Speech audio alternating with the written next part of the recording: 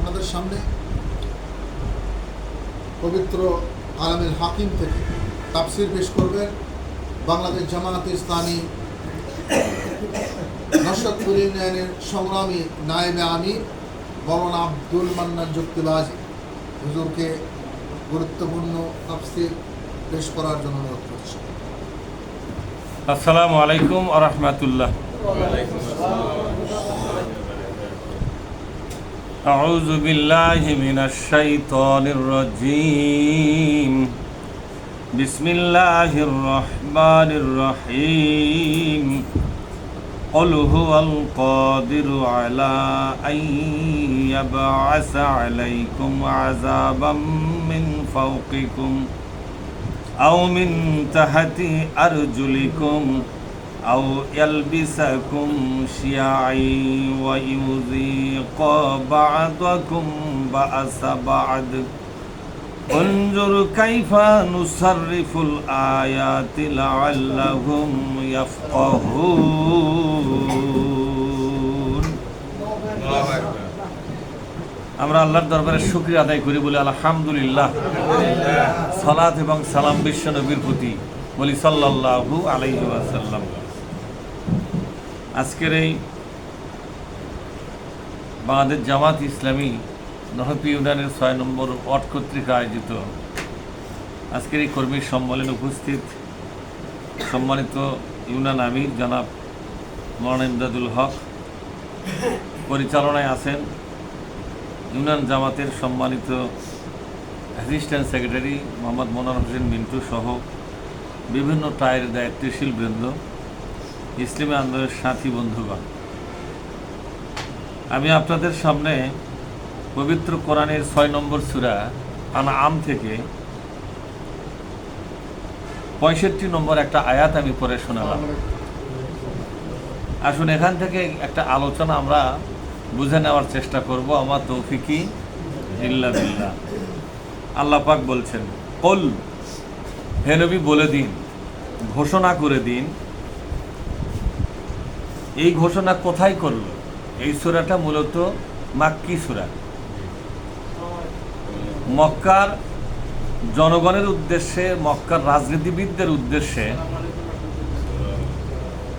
মক্কার বুদ্ধিজীবীদের উদ্দেশ্যে, মক্কার কবি সাহিত্যিকদের উদ্দেশ্যে এবং মক্কায় যারা ক্ষমতায় ছিল, ক্ষমতাসীন দল, তাদের উদ্দেশ্যে আল্লাহ তাআলা এই সূরাটি নাযিল করেছিলেন। কোন সুবহানাল্লাহ।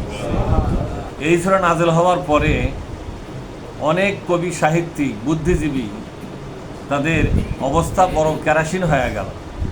মানে এই সূরার ভিতরকার আলোচনার জবাব দেওয়ার ক্ষমতা তাদের ছিল না। কঠিন সূরা। সকল বুদ্ধিজীবীদের বুদ্ধি এখানে পরাভূত হয়ে গেল। সকল কবি সাহিত্যিকদের কবিতার সেই মান এখানে ভুলণ্ঠিত হয়ে গেল। কোরআনের কাছে তারা মাথা নত করতে বাধ্য হলো। মেনে নিক অথবা না নিক, কিন্তু মাথা নত করে দিল যে না, এত জ্ঞানগর্ভ আলোচনার বিপক্ষে নতুন কোনো আলোচনা, নতুন কোনো জ্ঞান আবিষ্কার করা, সরবরাহ করা তাদের পক্ষে আসলেই সম্ভব নয়। ঠিক এই সমাজে আল্লাহ তাআলা চ্যালেঞ্জ করে বললেন, কুল, হে নবী বলে দিন, হুয়াল কাদিরু আলা আন ইয়াবআসা আলাইকুম আযাবাম মিন ফাওকিকুম। আল্লাহ কিন্তু সক্ষম তোমাদের উপরে, তোমাদের মাথার উপর থেকে একটা আযাব অবতীর্ণ করবে, পাঠায় দিবে। এ ব্যাপারে কিন্তু আল্লাহর কোনো ক্ষমতার অভাব নাই। কাদের, আল্লাহ হচ্ছে কাদের, তিনি পূর্ণ ক্ষমতার অধিকারী। উপর থেকে বিপদ আসার মানে কি বলেন তো? ঝড় ঝঞ্ঝা, গজব,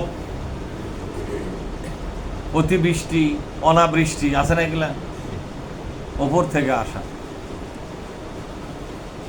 আর বিপদ তো উপর থেকেই আসে বেশিরভাগ, নিচ থেকে কিন্তু বিপদ খুব কম হয়। আল্লাহ তাআলা বললেন যে উপর থেকে আরেকটা গজব আসে কোন না, উপর থেকে আল্লাহ তাআলা গজব পাঠিয়ে দিয়ে অনেক জাতিকে কিন্তু মেসাকার করে দিয়েছে, দেয়নি? উপর থেকে পাথর বৃষ্টি দিয়া দিয়েছে কিনা? জোরে খান দিয়েছে।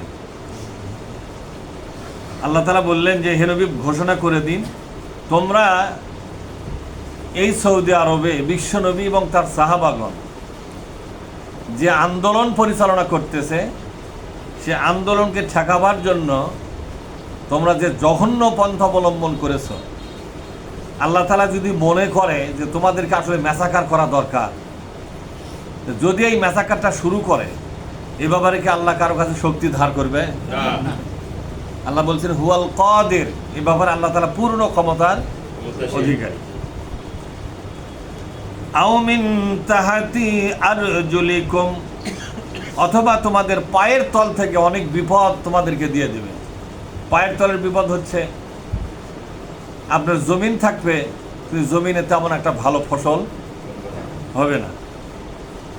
পায়ের তলের বিপদ আছে না? জমিনের বরকতটাকে উঠায় নেওয়া হবে। ফসল লাগাবে কিন্তু ফসল হবে না। ফসল যতটুকু হবে সেখানে স্বাদ থাকবে না, বরকত থাকবে না, প্রবৃদ্ধি থাকবে না। পায়ের তলের বিপদ। আর একটা পায়ের তলের বিপদ হচ্ছে যে শক্ত মাটির উপর দাঁড়িয়ে আসো তোমরা। এই শক্ত মাটি মানে প্রত্যেকটা ক্ষমতাশীল লোকেরা কিন্তু একটা শক্তিশালী পজিশন তৈরি করেছে। বলা হয় না যে পায়ের তলের মাটি শক্ত করো, বলে কিনা? আল্লাহ তাআলা বলছেন আমি ইচ্ছা যদি করি পায়ের তলের মাটি ধুসে দেবো একবারে। আজকে যেখানে দাঁড়িয়ে আসো ক্ষমতা নিয়ে, এই দাঁড়িয়ে থাকার জায়গা থাকবে না। মক্কায় বিশ্বনবী পাও রাখার জায়গা হচ্ছে না, সাহাবাদের পাও রাখার জায়গা হচ্ছে না। ইসলামী বিপ্লব করা তো দূরের কথা, পাও রাখারই জায়গা হচ্ছে না। আল্লাহ তাআলা বললেন আমি ইচ্ছা যদি করি পায়ের তলার অবস্থা আজকে বিশ্বনবীর যা হচ্ছে এর চাইতে করুণ অবস্থা আমি তোমাদের করে দিতে পারি। এই ব্যাপারে আল্লাহ তাআলা ক্ষমতার ব্যাপারে অত্যন্ত পারঙ্গম। আও ইয়ালবিসাকুম শিয়াআ ওয়া ইউযীকা বা'দাকুম বা'সা বা'দ, অথবা তোমাদের মধ্যে অনেক দল উপদল, খণ্ড খণ্ড দল তৈরি করে দেব। অনেকগুলো গ্রুপ হবে। দুই গ্রুপে মারামারি হয় কিনা আপনারা দেখেননি? বাংলাদেশে একই দল কিন্তু দুই গ্রুপে কি আধিপত্য নিয়ে বা স্বার্থ সংশ্লিষ্ট বিষয় নিয়ে। এ কাজটা কে করে বলেন তো? কোরআন শরীফ পড়ে দেখলাম এই কাজটা উপর থেকে আসে। হাজার চেষ্টা করুক এই দলীয় কোন্দল ঠেকাতে পারবে না। আল্লাহ তাআলা বলছেন আমি যদি মনে করি তোমাদেরকে উচিত শিক্ষা দেওয়ার জন্য তোমাদের দলের মধ্যেই দলীয় কোন্দল লাগায় দেবো আমি। শেষে একই দলের দুই গ্রুপ হয়ে কোবাকুবি মারামারি করে, কেউ আহত, কেউ নিহত, আছেন এরকম, কেউ পঙ্গু, কেউ অন্ধ, কেউ বিকলাঙ্গ। সংবাদ পাওয়া গেল যে একই দলের দুই গ্রুপে মারামারি। আল্লাহ তাআলা বলছেন যখন তোমরা দেখবে একই দলের মধ্যে দলীয় কোন্দল বেজে গেছে, দলীয় কোন্দল বাধার কারণে আধিপত্য নিয়ে, স্বার্থ সংশ্লিষ্ট বিষয় নিয়ে যখন পরস্পর মারামারি শুরু করে, বুঝতে হবে এই আয়োজনটা আরশে আজিম থেকে এসেছে। সুবহানাল্লাহ বলেন। এটা হচ্ছে আল্লাহ পাকের গজবের টার্গেটে পরিণত হয়ে গেছে। আমরা বিগত সরকারকে দেখেছি, আওয়ামী লীগের সরকার, লেডি ফেরাউনের সরকার, ঠিক না? লেডি ফেরাউন না, মিশরে ছিল পুরুষ ফেরাউন আর বাংলাদেশে হলো লেডি ফেরাউন। এই ফেরাউনের সময়ে আওয়ামী লীগের দলীয় কোন্দলে যত লোক মারা গেছে তত লোক অন্য রাজনৈতিক দলের লোক মারতে ওরা পারে না। আর একটা পরিসংখ্যান আছে যে 16.5 বছরে ছাত্রলীগ যুবলীগ, আওয়ামী লীগ স্বেচ্ছাসেবক লীগ আছে না, এই সারা দেশে দলীয় কোন্দলে যত লোক মারা পড়েছে তত লোক জামাত শিবিরের ওরা মারতে পারে না। এত ব্যাপক লোকের হত্যাকাণ্ড ওদের হাতে সংঘটিত হয়েছে। কোরআন শরীফ পড়ে দেখলাম ইসলামের সাথে গাদ্দারি করার কারণে এবং ইসলামের পক্ষের লোকগুলোকে আঘাত করার কারণে গজব হিসাবে আল্লাহ তাআলা এই ব্যবস্থাটা দিয়ে ওদেরকে ম্যাসাকার করে দেওয়ার সিদ্ধান্ত নেয়। আল্লাহ পাক বলছেন কাজটা করি আমি, কিন্তু দুনিয়াতে খালি একে অপর দোষ দেয়। ওরই জন্যই ক্যাসাল লাগছে, ওরই জন্যই ক্যাসার লাগছে, ওর এই কথার জন্যই কিন্তু ক্যাসার লাগলো, ওর এই কথার জন্যই কিন্তু ক্যাসার লাগলো। এটা কিন্তু ওরা নিজেরা বলে, কিন্তু আসল ব্যাপারটা কোথায় হচ্ছে কথা কয় না। আসল ব্যাপারটা কোন জায়গাতে আছে? এই আয়াতগুলোকে আপনাদের মসজিদে আলোচনা কোনোদিন করছে ইমামরা? করবে কেন? ওরা তো কোরআনের দায়িত্ব নিয়ে ইমামতি করে না। কোরআনের দায়িত্ব কিন্তু নেয়নি ওরা। ওদের কাছে কোরআন একটা বোঝা। কোরআন একটা কি জোরে বলুন? কোরআনের দায়িত্ব নিয়ে যারা থাকে তারা কোরআনের মধ্যে খুঁজে বেড়ায় যে কোথায় বর্তমান পরিস্থিতির উপরে কোনো কথা আছে কিনা, দেখার জন্য খুঁজে বেড়ায়। আর কিছু বেশিরভাগ আলেম ওলামা ইমামরা শুক্রবার আসার আগে কিছু ওয়াজের বই পড়ে। ওয়াজে বেনজির, কি নাম ধরে এখন? ওয়াজে বেনজির, মানে যে ওয়াজের কোনো নজির খুঁজে পাওয়া। ওয়াজের বইয়ের নামটাও ওরকম সর্বনাশা নাম, ওয়াজে বেনজির। আমাকে একদিন বলছে, হুজুর একটা বই আপনি কিনবেন ওয়াজে বেনজির। হ্যাঁ বলে, ওরা আমি কিনবো না। তখন থেকে এই বললাম যে তোমার বইয়ের নামই তো সমস্যা। সমস্যাটা কি? যে ওয়াজের কোনো নজির মানে কোনো প্রমাণ কোনো কিতাবে খুঁজে পাওয়া যাবে না। বেনজির মানে নজির নাই। এ ওয়াজের কোনো নজির কোরআনেও নাই, হাদিসেও নাই, কোথাও নাই। এগুলা ওয়াজের বই আমি কিনবো না। করছি এইভাবে আপনি তর্জমা করলেন। তাই বলে এনেই তো তর্জমা, তুমি কও ভালো তর্জমা করলে হবে। এই হলো বর্তমান অধিকাংশ আলেমদের অবস্থা। সম্মানিত ভাইয়েরা, তা আল্লাহ তাআলা বলছেন যে আমি কি করি? ইয়ালবিসাকুম শিয়া, বলেন ইয়ালবিসাকুম শিয়া, খণ্ড খণ্ড দল করবো আমি, দলীয় কন্দল লাগাবার জন্য। সেটা কি? ওয়ায়ুজিকা বাদাকুম বাআসাবাদ। বাস মানে কি? বাস মানে একে অপরের প্রতি চরম আঘাত হানবে, একে অপরের দ্বারা ক্ষতিগ্রস্ত হবে, আহত হবে, মরবে, সম্পদের ক্ষতি, বাড়িঘর ভেঙে চুরমার করবে। এরা নিজের দলের লোকগুলো দলীয় কন্দলে এত বেশি বেসামাল হবে। আল্লাহ তাআলা বলছেন এই শাস্তিটা আমি দেই শুধুমাত্র ইসলামী আন্দোলন এবং ইসলামী আন্দোলন যারা করে তাদের বিরুদ্ধে লাগার কারণে। ইসলামী আন্দোলনের বিরুদ্ধে লাগার কারণে শাস্তি হিসেবে এই অবস্থাটা আমি দিয়ে দিই। বলেন তো, বর্তমানে যে সরকার ক্ষমতায় আছে, এই সরকারের মধ্যে প্রায় দেখতেছেন না দলীয় কন্দলে মারামারি হচ্ছে কিনা? ফেসবুক যারা দেখেন তারা টের পাবেন। প্রত্যেকটা দিন বাংলাদেশের কোথাও না কোথাও আধিপত্য নিয়ে, স্বার্থ সংশ্লিষ্ট বিষয় নিয়ে নিজ দলের কর্মীরা দুই গ্রুপ হয়ে এমন কোবাকুবি করতেছে, মনে হচ্ছে এরা চিরশত্রু, এরা কোনদিন এক দলের লোক নয়। এটা দেখে বোঝা যায়, কথা ঠিক না? কিন্তু কোরআন শরীফ পড়ে দেখলাম এটা আল্লাহর গজব আকারে আসছে। যে দলটা এই গজবে পড়বে নিঃসন্দেহে বুঝবেন এটা ইসলামের দুশমন দল। ইসলামের দুশমন দল চিনার জন্য এই একটা অবস্থা পর্যবেক্ষণ করলেই যথেষ্ট। যে দেখো তো কোন দলের মধ্যে দলীয় কোন দলে মারামারি চলতেছে, বুঝেননি আমার কথা? বলে অমুক দলের মধ্যে, তাহলে বুঝতে হবে এটা আল্লাহ পাকের, ইসলামের, নবী রসুলের, আল্লাহর দুশমনের দল। এটা এই দল কোনো ইমানদার লোক, আল্লাহর পক্ষের লোক করতে পারে না। এই চিহ্ন দেখার পরে, এই লক্ষণ দেখার পরে, এই অবস্থা পর্যবেক্ষণ করার পরে কোনো ইমানদার লোক, কোনো টুপিওয়ালা দাড়িওয়ালা লোক, কোনো হজ আলা লোক, কোনো নামাজ আলা, কোনো তাহাজ্জুদ আলা, কোনো রোজা আলা লোক ওই দল যদি করে, তাহলে বুঝতে হবে এই লোকটা জেনে শুনে আল্লাহর দুশমনদের সাথে দল করতে গেছে এবং দুশমনকে সহযোগিতা করতেছে। আমি কি বুঝাতে পারলাম কথাটা? বর্তমান বাংলাদেশে যারা ক্ষমতায় আছে তাদের মধ্যে মারামারি চলতেছে কিনা? কথা কয় না, মারামারি চলতেছে কিনা? এমনকি ধর্ষণ পর্যন্ত চলতেছে নিজ দলের মধ্যে।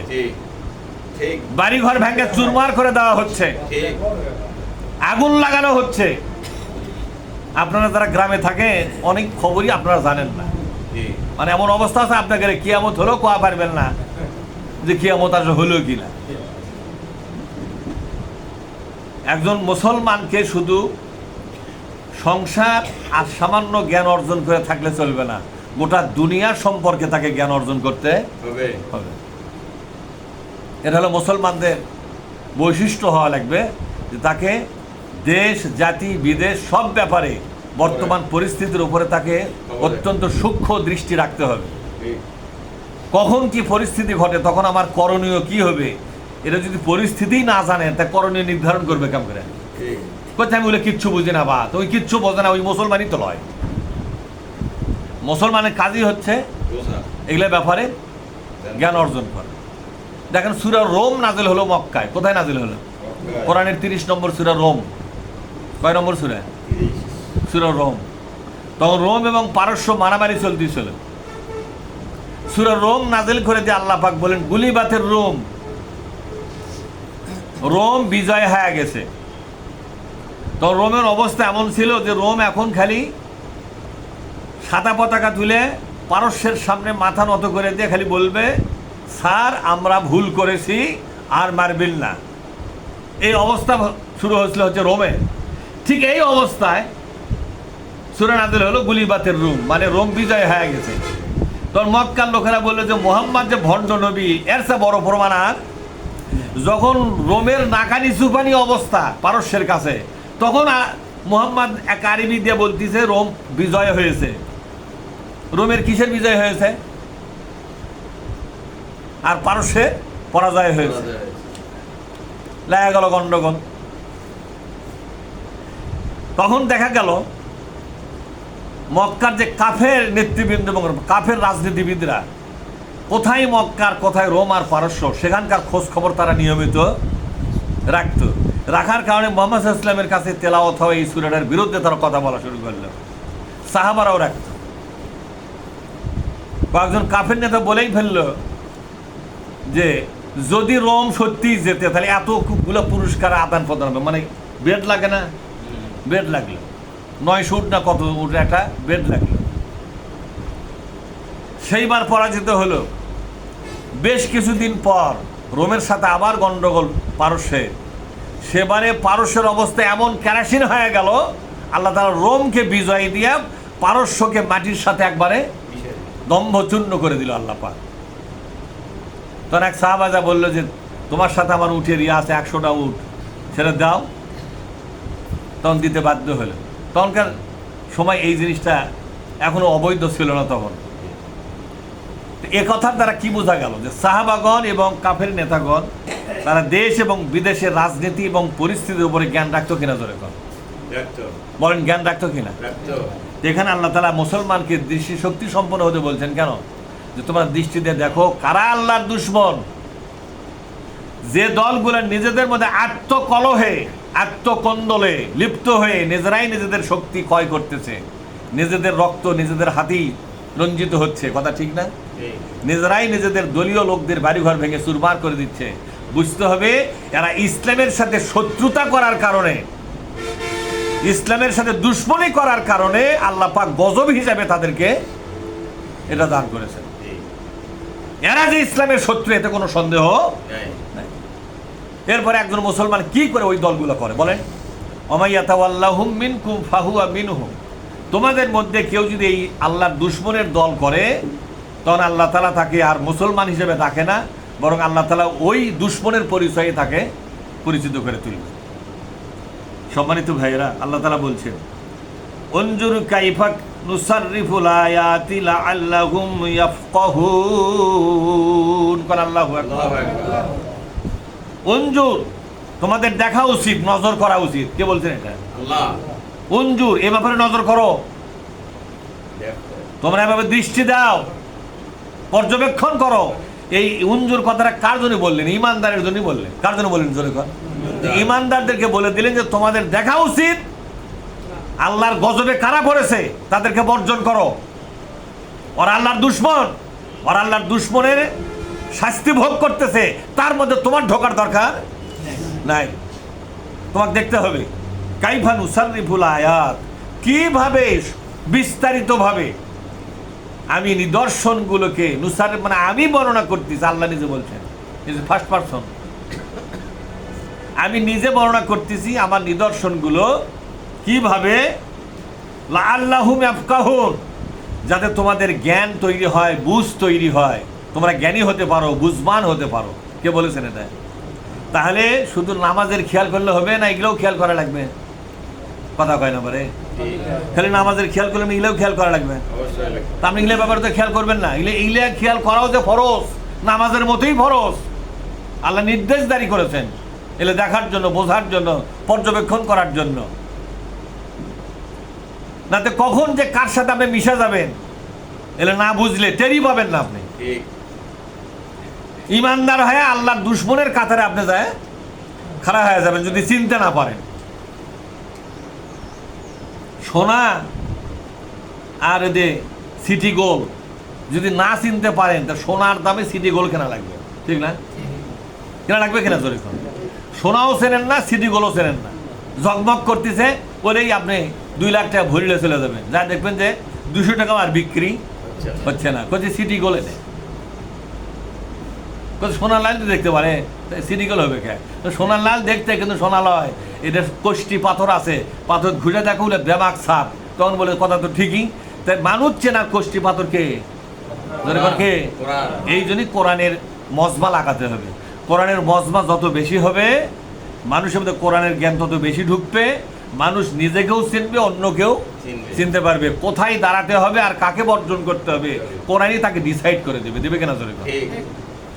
আল্লাহ তাআলা বলছেন ওয়াকাজ্জাবা বিহি কওমুকা ওয়া হুয়াল হক।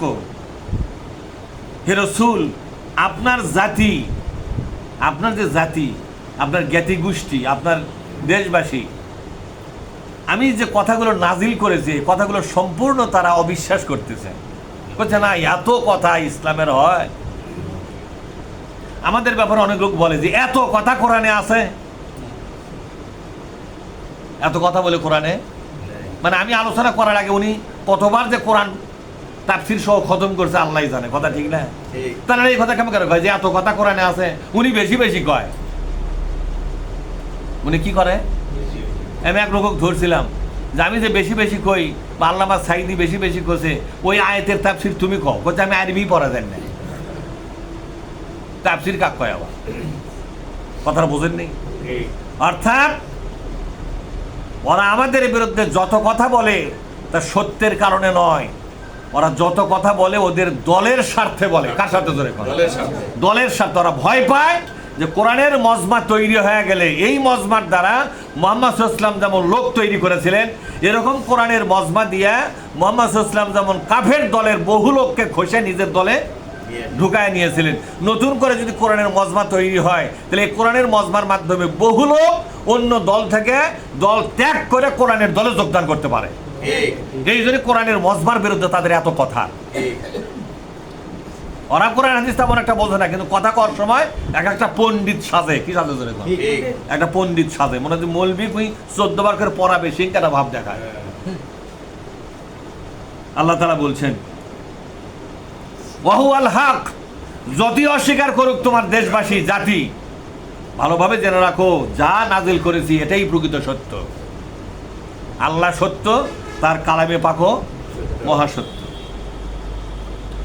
কুল লাস্তু আলাইকুম বিওয়াকিল, হে নবী বলে দিন, লাস্তু আমি নয়, আলাইকুম বিওয়াকিল আমি তোমাদেরকে ওকালতি করব তোমাদের জন্য। ব্যাপারটা এরকম নয়, তোমরা বুঝতে না চাইলে জোর করে বুঝাবো, তোমরা শুনবে না চাইলে জোর করে শোনাবো, তোমরা ইসলাম গ্রহণ করতে না চাইলে জোর করে ইসলাম গ্রহণ করাবো। এগুলো দারোগাগিরি করার জন্য আমি আসি নাই, আমি এসেছি শুধুমাত্র মহাসত্য এবং মিথ্যাকে আলাদা করে দেখাবার জন্য। তোমরা বল পাঠ করেন, এইটা সত্য এবং এইটা মিথ্যা, এটা সত্য দল, এটা মিথ্যা দল, এটা আল্লাহর পক্ষের দল, এটা আল্লাহর দুশমন দল। এই জিনিসটাকে আলাদা করে চিহ্নিত করে দেওয়াটাই হলো আমার কাজ। এখন এটা গ্রহণ করা বা না করে তোমাদের কাজ, কিন্তু কাউকে জোর করে এমফেসিস অ্যাক্টিভিটিসে আমি কাউকে নিয়ে এসে এই দলের মধ্যে ঢুকাবো, ব্যাপারটা এরকম নয়। তাহলে আল্লাহ পাক বলেন, হে নবী জানিয়ে দাও যে তুমি কাউকে জোর জবরদস্তি করে এই দলে রাখতে হবে। কেউ শুনতে চাচ্ছে না তাকে জোর করে শোনাতে হবে, কেউ আসতে চাচ্ছে না তাকে ধরিয়া পাকড়ে ভ্যান্ডা স্যান্ডালিয়ে আসা লাগবে, এরকম নয়। এই কাজটা তোমার নয়, এটা এই দারোগাগিরি করা, ওসিগিরি করা এটা নয়। ওয়াকিল শব্দের অর্থ হলো যিনি জোর প্রয়োগ করবেন, শক্তি প্রয়োগ করবেন। এই শক্তি প্রয়োগ করার দায়িত্ব তোমার নয়। তাই এটা মহাসত্য কেউ যদি গ্রহণ করে সে জান্নাতের অধিকারী হবে। তো একজন লোক জান্নাত নিবে না, তাকে জোর করে জান্নাত কি আইসক্রিম? দুই কেউ না নিলে জান্নাত গলে যাবে? বলেন জান্নাত কি আইসক্রিমের নাম? যে কেউ জান্নাত না নিবার চায় তাহলে জান্নাতটা নষ্ট হয়ে যাবে। হোক না নিলে জোর করেই দাও, তো পচে যাচ্ছে জান্নাত। পচা যাওয়ার চাই একজনকে ফিরে দেওয়াই ভালো। ব্যাপারটা কি তাই? জান্নাতে পচা আলু? তাই আল্লাহ তাআলা বলছেন লিকুল্লি নাবাইম মুস্তাকার, লিকুল্লি নাবাইম মুস্তাকার। নাবা মানে সংবাদ। প্রত্যেকটা সংবাদের জন্য একটা নির্ধারিত মেয়াদ কাল আছে। এই কথাটার মানে কি? সাহাবারা বারবার জিজ্ঞেস করতেছিল, হে রাসূল, এই জালেমদের পতন কবে হবে? এই খবর আমরা কবে পাবো? এরা সুমায়াকে হত্যা করেছে, ইয়াসিরকে হত্যা করেছে, অসংখ্য সাহাবাকে তারা ক্ষতবিক্ষত করেছে। বেলালের মতো একজন নিবেদিত প্রাণ, নিরীহ মানুষ, কর্মচারী মানুষ, তাকে তারা ক্ষতবিক্ষত করে ফেলল। এই জালেমদের কবে পতন হবে? বিগত জালেম সরকারের সময় আমাদের অনেকবার, দিনে 2-4 বার তো বলেইছে মানুষ, হুজুর এটার কি শেষ হবে না কোন দিন? বলছে কিনা ধরে কি আবার চিৎকারি করে বলতো যে 41 আসার আগেই চিন্তা করতেছো, বলতে কিনা ধরে এখন। কিন্তু পতনের এই খবর কবে হবে এটা নির্ধারণ করা আছে কার কাছে? আল্লাহ বলছেন, শোনো, যত খবর তোমরা কামনা করো সবগুলো খবর প্রকাশিত হওয়ার সেটারও নির্ধারিত সমাজ। লিকুল্লে নাবাইম মুস্তাকার। মুস্তাকার মানে কি? এটা তুমি কবে পাবা এই খবর? ওই জালেমদের উপরে কখন গজব শুরু হবে, কখন ওদের আভ্যন্তরীণ কোন্দল বেঁধে যাবে, এই খবরগুলো তোমার কানে আসবে, সেটারও কিন্তু একটা খবর মানে সময় নির্ধারণ করা আছে। ওই নির্ধারিত সময় আসলে তুমি অবশ্যই শুনতে পাবা যে জালেমরা গেছে, জালেমরা গেছে। তবে আমার কেন যেন মনে হয় যে বিগত জালেম খুব লেটে জুলুম শুরু করেছিল, খালি পীরখানা দিয়ে জুলুমটা শুরু, মৌলবি মারার কাজটা অনেক পরে করছিল, কিন্তু এখনই এরা মৌলবি মারার কাজ শুরু করছে। মানে বর্তমান জালেম পূর্বের জালেমের চাইতে 2 ধাপ আগে গেছে বেশি, ঠিক না?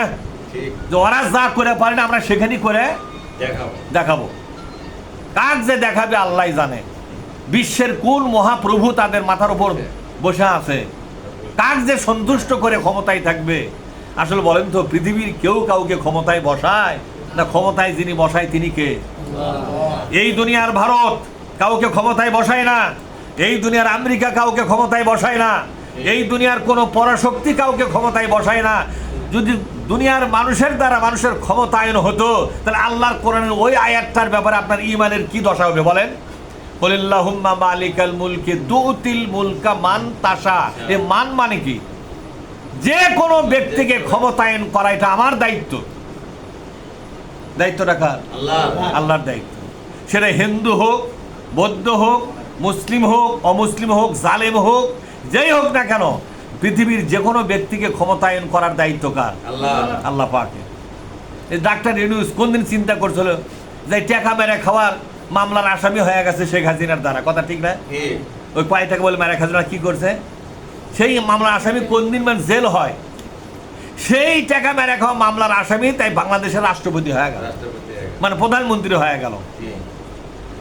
ইউনূস তো জীবনে চিন্তা করেনি যে এইরকম একটা দেশের আমি কি হব, প্রধানমন্ত্রীর পদে ওই চেয়ারে যা বসবো, আমাকে সবাই সার করবে। ওই তো হলো কাঠ গড়ায় দাঁড়ানো একটা আসামি, সেই আসামি কাঠ গড়ার মধ্যে থেকে টানে বের করে ক্ষমতার চেয়ারে বসালো তিনি কে? যখন তিনি কে? তিনি আল্লাহ। তাহলে ভারত তাকে ক্ষমতায় বসাবে, আমেরিকা বসাবে, ক্ষমতার মালিক আসলে কে? এই ব্যাপারে আমাদেরকে এই ঈমানটা আমাদের মজবুত করতে হবে, এই আকীদা আমাদের ধারণ করতে হবে যে ক্ষমতা কোনো দেশের মাধ্যমে আমার হাতে আসবে না। ক্ষমতা আসে কার কাছ থেকে? আল্লাহর কাছ থেকে আসে। বর্তমান বিএনপি যে ক্ষমতায় বসেছে, যে পথ ধরেই বসুক, বসছে তো নাকি? সেটা সোজা পথে যায় বসুক আর না হয় পাকা পথে যায় বসুক, যে পথ ধরে হোক বসেছে। বলেন তো ক্ষমতায় কে বসাছে? তুতিল মুলকা মান তাশা। তিনি নিজের দায়িত্বে মানুষকে ক্ষমতায় বসায়। ওয়া তুইজ্জু মান তাশা ওয়া তুযিল্লু মান তাশা। তার আগে বলছে তুনজুল মুলকা মিম্মান তাশা, এরপরে ক্ষমতার থেকে বিদায় করে দেয় কে? আল্লাহ পাক। সে বিদায় এবং ক্ষমতায় বসারও টাইম কিন্তু নির্ধারিত, কথা ঠিক না? নির্ধারিত। সম্মানিত ভাইয়েরা, আল্লাহ তাআলা বলছেন যে প্রত্যেকটা খবরের একটা নির্ধারিত সময় আছে। এই অত্যাচার কবে বন্ধ হবে এটারও নির্ধারিত একটা সময় আছে। তখন আমরা কি করব? আল্লাহ নবী এই জুলুমের মধ্যে যা করেছেন আমাদেরকে তাই করতে হবে। আল্লাহ নবীকে হাত ঘুরে বসেছিলাম না, যখন তাকে ব্যারিকেড দেওয়া হলো, সাহাবাদের হাট বাজার বন্ধ করে দেওয়া হলো, বিশ্বনবী আর প্রকাশ্যে বের হতে পারেন না, সাহাবারা প্রকাশ্যে বের হতে পারেন না, তখন কি কাজ কাম বাদ বন্ধ করে বসেছিল? না, আগে যেভাবে কাজ করেছেন প্রকাশ্যে, তখন কাজ শুরু হলো গোপনে। দীর্ঘ 3টা বছর, কটা বছর? দীর্ঘ 3টা বছর 36টা মাস, প্রত্যেকটা দিন এবং প্রতিটি রাতে তিনি গোপন অবস্থায় গুপ্ত থেকে কাজ করেছেন। এই গুপ্ত থেকে তার দলকে আগায় নিয়ে যাওয়া, এটা বিশ্ব নবীর সুন্নাত। ঠিক। বদের হাড্ডিরা জানে না যে গুপ্ত থেকে নিজের দলটাকে আগায় নিয়ে যাওয়া এটা নবী রাসূলদের সুন্নাত। এটা ওরা জানে না। জানে না বলেই মাঝে মধ্যে বলে আমরা গুপ্ত আর গুপ্ত। তা আমাদের উপর যদি বিপদ আপদ চাপা যায় তো গুপ্তই তো হওয়া লাগবে, কথা ঠিক না? তাহলে গোপনে না করে প্রকাশ্যে কাম করে করবেন? হ্যাঁ, আরে দানের বেলাও বলা আছে গুপ্ত অবস্থায় দান করো, প্রকাশ্য অবস্থায় গোপনে দান করো। এবং তো কোথায় গুপ্ত নাই? দানের মধ্যে তো গুপ্ত আছে, আছে কিনা জোরে কর। ঠেলা পেলা বলে আমাদের কি গোপন হওয়া লাগবে না? কতক্ষণ লাগে গোপন হওয়া লাগবে না? বিশ্বনবী কতদিন গোপনে ছিলেন বলতে পারেন আপনি? 3টা বছর। কয় বছর? 3 বছর তিনি লোকচক্ষুর আড়ালে চলে গেলেন। একদিন দুদিন মনে করছেন আপনি? 3 বছর জেল খাটলেন। জেল খাটলেন কয় বছর?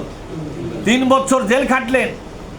জেল খাটার পরে পরবর্তী 3 বছর তাকার ফিল্ডে নামতে দেওয়া হয়নি, তাকে কোনো মিটিং করতে দেওয়া হয় নাই, কোরআনের কোনো মজমা করতে দেওয়া হয় নাই, প্রকাশ্যে হাট বাজার পর্যন্ত করতে দেওয়া হয় নাই।